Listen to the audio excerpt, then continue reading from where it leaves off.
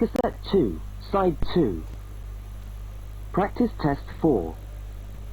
You will hear a number of different recordings, and you will have to answer questions on what you hear. There will be time for you to read the instructions and questions, and you will have a chance to check your work. All the recordings will be played once only. The test is in 4 sections. Write all your answers in the listening question booklet. At the end of the test, you will be given 10 minutes to transfer your answers to an answer sheet. Now turn to section 1 of your question booklet.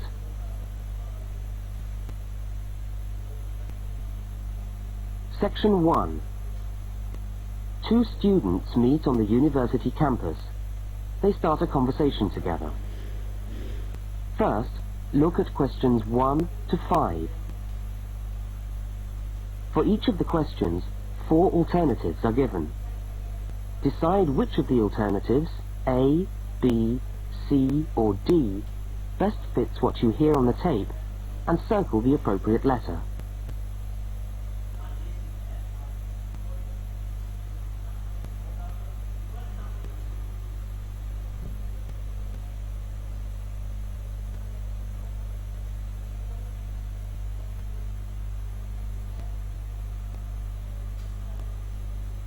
You will see that there is an example which has been done for you. On this occasion only, the conversation relating to the example will be played first.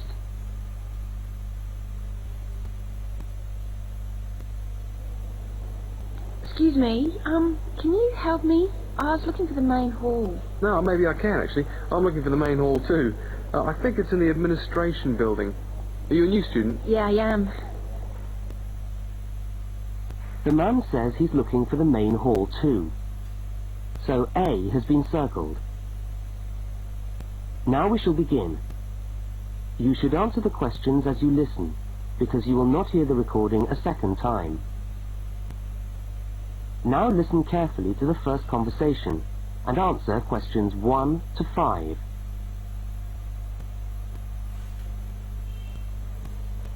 Excuse me, can you help me? I was looking for the main hall. No, maybe I can actually. I'm looking for the main hall too. I think it's in the administration building. Are you a new student? Yeah, I am. Yeah, I thought you looked as lost as me. I'm trying to find the admin building too so I can register for my course. I don't seem to be having much luck. Well, look, according to this map of the campus here, you go straight up the steps, turn left, and the building's on the right. Okay, let's see if we can find it. Ah, this looks right. Yeah, it must be. Look, there are hundreds of other people here. There must be at least 50 people in the queue.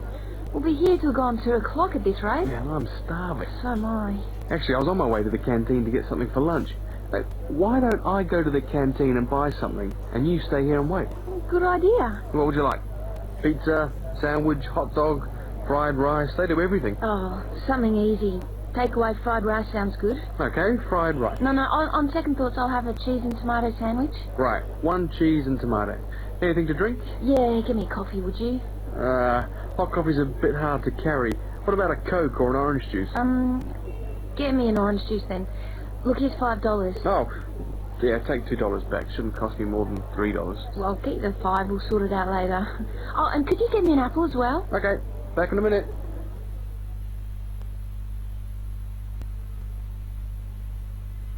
The woman speaks to the clerk about registering at university. Look at questions 6 to 10.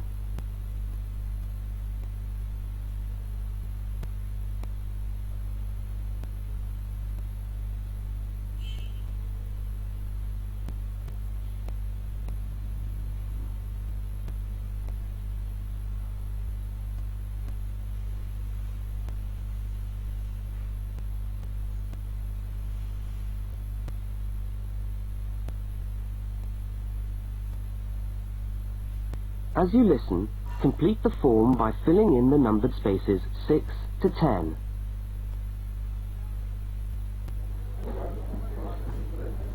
Oh, hello. I'm here to register for the first year law course. Oh, I'll just have to fill out this form for our records. What's your name? Julia Perkins. Can you spell that for me? Yeah, that's JULIAPERKINS.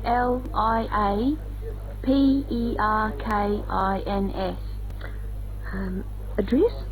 Flat 5, 15 Waratah Road. That's WARATAH, Brisbane. Brisbane. Oh, and your telephone number? Oh, we haven't got the phone on yet. We've only just moved in. Okay, well, can you let us have the number once the phone's connected? And I'll make a note here, to be advised. And the course? Beg your pardon? What course are you doing? Oh, first year law. Right. Well, you'll have to go across to the law faculty and get this card stamped, and then you come back here with it and pay your union fee. Oh, thanks very much.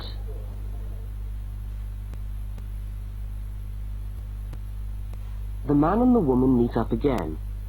Look at questions 11 and 12 and circle the correct answer.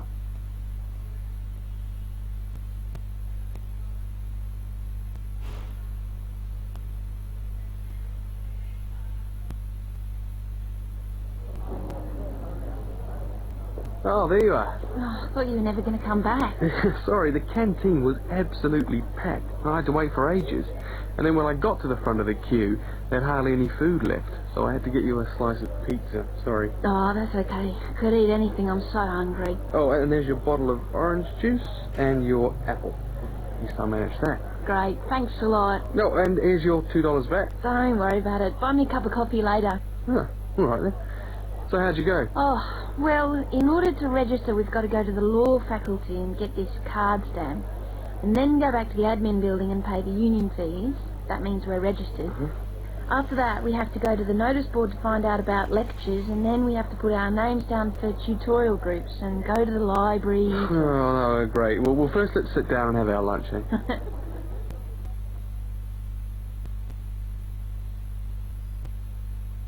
That is the end of section 1. You now have half a minute to check your answers.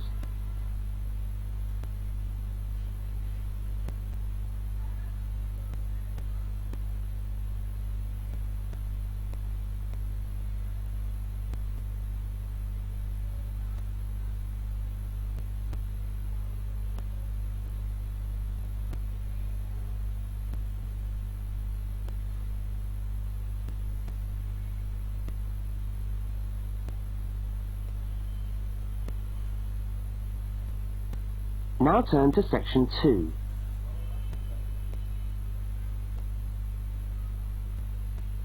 Section 2.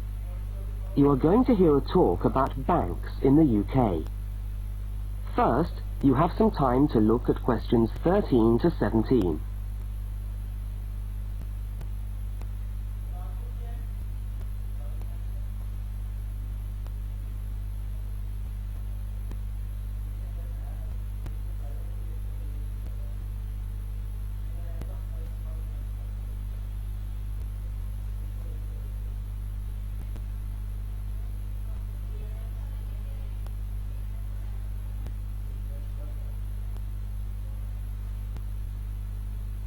Now listen to the talk and complete the notes by filling in the numbered spaces 13 to 17.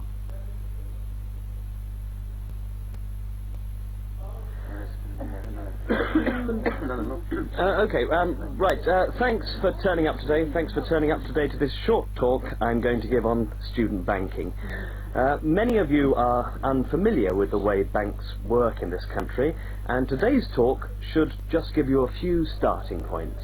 I will, of course, answer any questions at the end. Right, well, as you probably know, you'll need to open a bank account while you're here.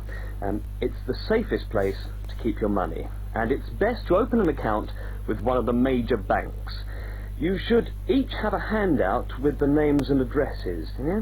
Right. There's Barclays in Realty Square, National Westminster in Preston Park, Lloyd's in City Plaza, and Midland in Hope Street.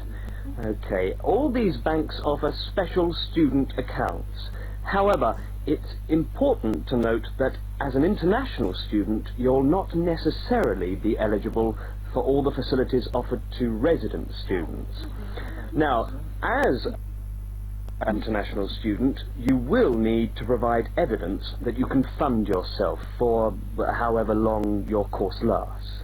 Banks have different policies, and the services that they'll offer you will depend on your individual circumstances and on the discretion of the bank manager involved. So it's a matter of going there and finding out about your own particular situation. Right, when you do go to open a bank account, you should take some documentation with you. I've already mentioned that you must be able to support yourself. In addition to this, most banks ask you to bring your passport and your letter or certificate of enrolment, okay? Now, by far the most useful type of account to open is a current account. When you do this, you will actually get what is called a student account, which is a current account with special concessions for students. When you open the account, the bank will give you a checkbook, and you can use this to draw money out as you need it. If you need to write checks in shops, you'll also need a check card. This is really an identity card, which guarantees that correctly written checks up to the value stated on the card will be honoured by the bank. Okay? Everybody?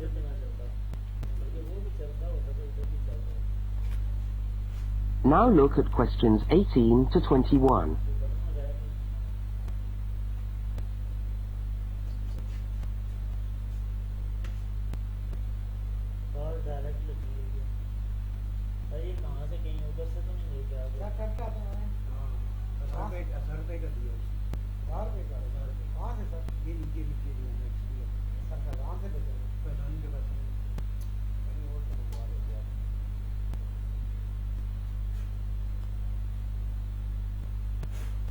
As you listen to the rest of the talk, complete the rest of the notes in the spaces numbered 18 to 21. Right, if you want to draw out cash for yourself, you can make the cheque payable in your own name or to cash. You can also withdraw cash from a cash point machine with a cash card. Now, these are extremely useful as they enable you to withdraw cash from your account during the day or at night. There is also another card called Switch or Delta, and you can use this to pay for things in shops. It takes the money right out of your account, so you don't need your checkbook. Now, you may want to take more money out of the bank than you have in it. Yeah, this is called having an overdraft. Be very careful with this. You should not do this without permission from your bank. Overdrafts usually incur charges, though some banks offer interest-free overdrafts to some students. But find out before you get one, right? Well, that just leaves opening times. When can you go? Banks used to be open from 9:30 a.m. until 3:30 p.m. from Monday to Friday. But many main branches are now open until 4:30 or 5 p.m. on weekdays, and some of the bigger branches in London and other major cities are now open for a limited time on Saturdays. Okay, any questions? That is the end of section 2. You now have half a minute to check your answers.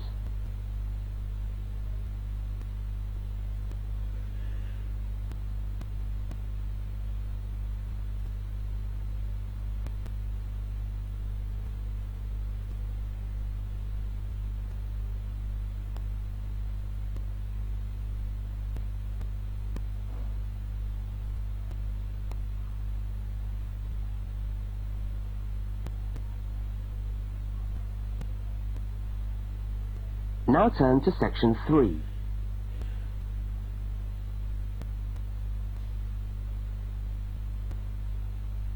Section 3.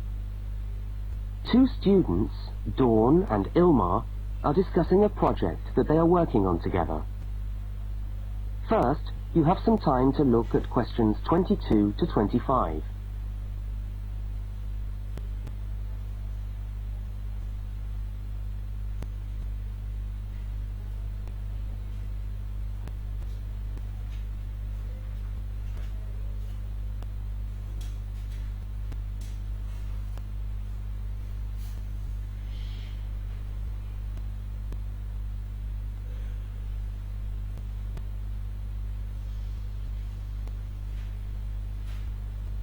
Now listen to the first part of the conversation and complete the fact sheet by filling in the numbered spaces 22 to 25.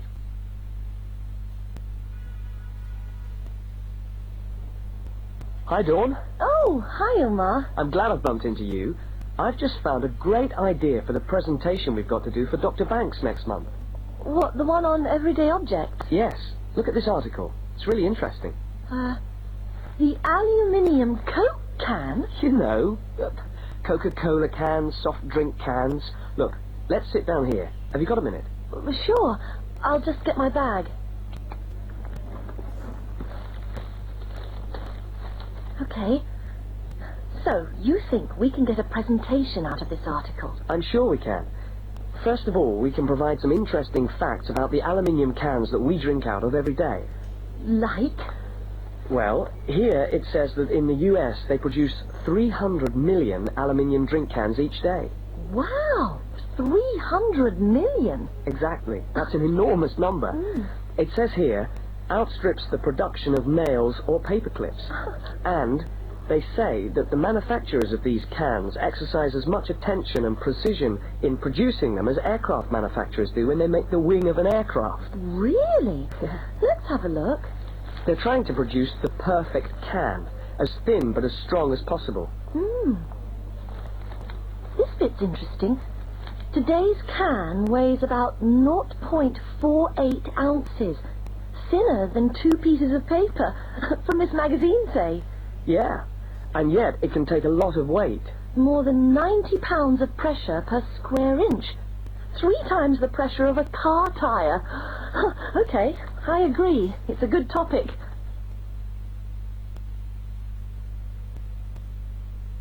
Now look at the diagram of the aluminium can and at questions 26 to 31.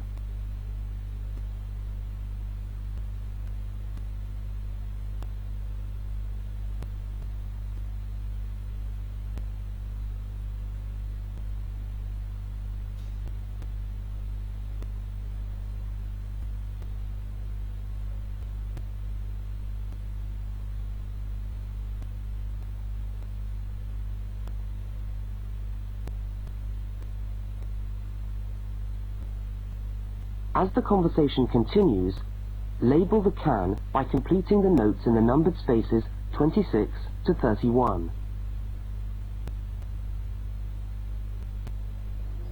What I thought was that we could do a large picture of a Coke can and label it, and then talk about the different parts. Look, I've done a rough picture here. Okay, so where shall we start? Well, the lid is complicated. Let's start with the body first. I'll do a line from the center of the can, like this, and label it body. What does it say? It's made of aluminium, of course, and it's thicker at the bottom. Right, so that it can take all that pressure. And then I think you should draw another line from the body for the label. Right, label. The aluminium is ironed out until it's so thin that it produces, what does it say? A reflective surface suitable for decoration. That's right. Apparently it helps advertisers too. Yes, because it's so attractively decorated. Good. And then there's the base. Yes, it says the bottom of the can is shaped like a dome so that it can resist the internal pressure. That's interesting. I didn't know that. Nor did I. Okay, so going up to the lid, there are several things we can label here. There's the rim around the edge, which seals the can. Got that. And there's a funny word for the seal, isn't there? Yes, it's a flange. What does it say about it? Well, the can's filled with Coke or whatever, and after that the top of the can is trimmed and then bent over to secure the lid. That's right. It looks like a seam. We could even do a blow-up of it, like this. F-L-A-N-G-E.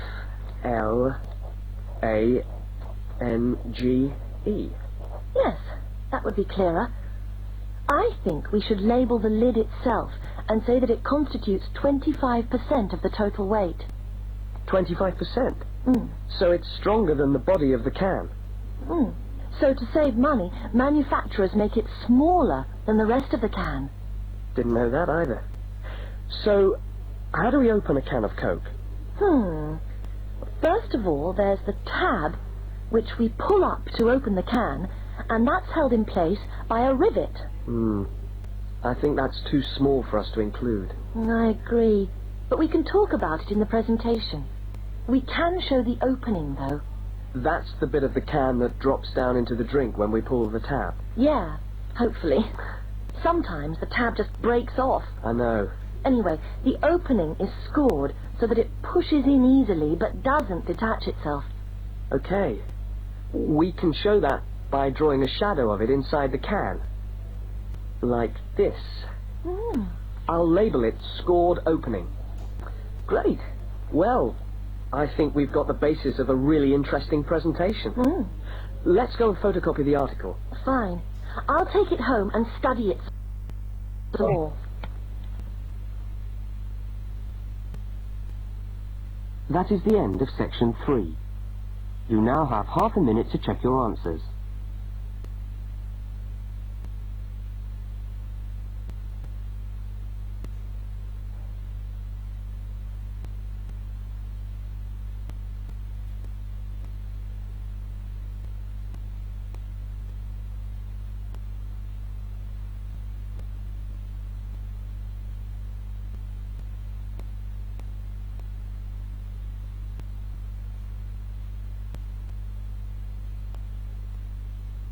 Now turn to section 4.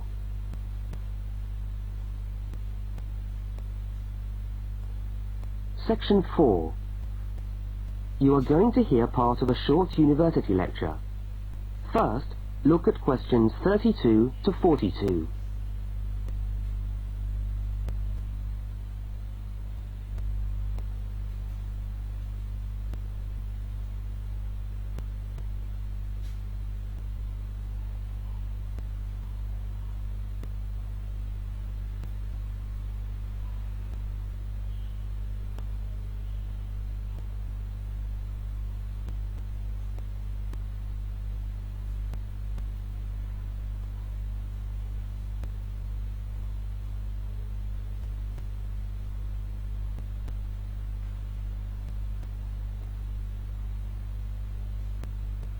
Now listen and complete the lecture notes in the spaces numbered 32 to 42.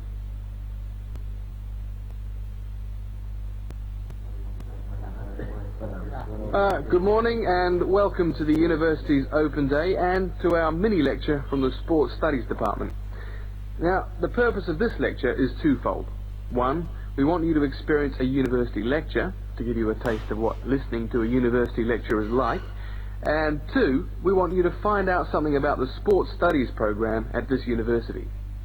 So feel free to ask any questions during the talk and I'll do my best to answer them. Right, so what does a course in sports studies involve? Well, you wouldn't be blamed for not knowing the answer to this question because sports studies as a discipline is still comparatively new. But it's a growing area and one which is now firmly established at our university. Now, there are 3 distinct strands to sports studies, and you'd need to choose fairly early on just which direction you wanted to follow. And I'll just run over these now. Firstly, we've got the sports psychology strand. Secondly, we've got the sports management strand. And last but not least, there's the sports physiology strand. So just to recap, there's sports psychology, sports management, and sports physiology. Let's look first at psychology. Now, the people who study sports psych want to work with top athletes, and they're looking at what will take those athletes that 1% extra. What makes them win? When all other things are equal, physically all other things are equal, they want to know what are the mental factors involved.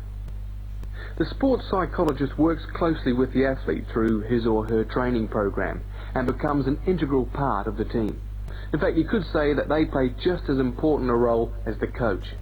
So if you're interested in what makes people win, this could be the area for you. Now secondly, we've got the strand which I referred to as sports management. And this goes hand in hand with the area of sports marketing. So you might like to think of this area as having 2 branches, management and marketing.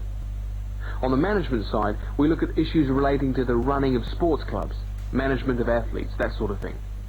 But then on the other side, we've got sports marketing.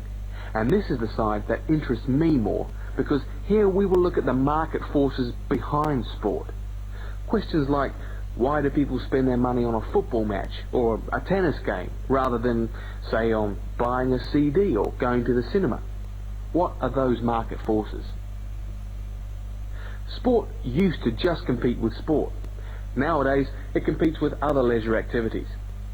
The spectators go to sport to be entertained rather than out of loyalty to a team. They want to have an evening out, and they don't want the cheap seats anymore. They want good seats. They want entertainment. And the professional sportsmen and women respond to this without question. They are there to give a performance. They provide the entertainment. So in the marketing course, we address all these commercial issues, and we look at how this hooks back into the management of sport. Now, the third branch of sports studies sometimes comes under another name and is also known as exercise science. And again here, we find that there are two distinct types of exercise science. The first is working very much at the macro level, what I call the huffing and puffing people. So this looks at fitness testing, body measurements, all that sort of thing. But the more interesting side of sports physiology, at least in my view, is the side that looks at the micro level, looking at cellular change. They're doing cellular research, looking at changes in body cells when the body is under stress. So that just about brings us to the end of our mini lecture for today. I hope you found it interesting. I look forward to seeing you all on our course next year. But feel free to come and talk to me if you want any more information. I'll be over at that notice board near the main entrance. Thank you very much.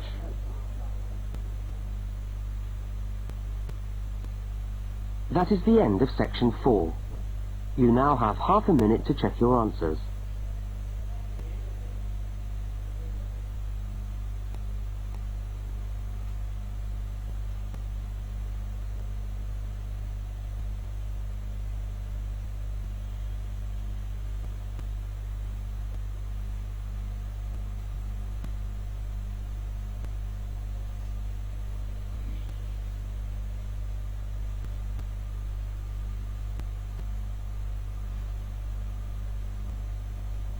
That is the end of the listening test.